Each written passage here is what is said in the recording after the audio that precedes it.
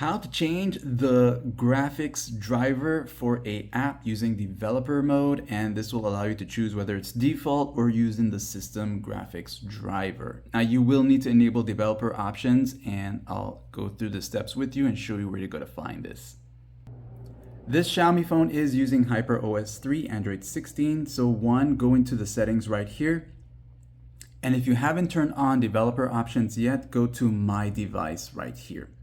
And once you're here, you'll look for the OS version here. You can tap on that 7 times. And if you don't see it, you can go to Detailed Info and Specs right here and go to OS version here and tap it 7 times. And because mine is already enabled, it'll show me this. But for you, you're gonna tap it 7 times.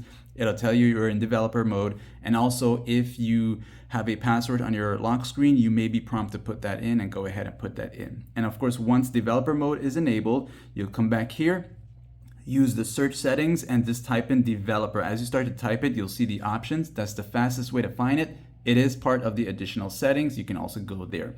Now, once you're here, you'll be there. And if it's not on, go ahead and turn it on. Then just go down the list of all these here.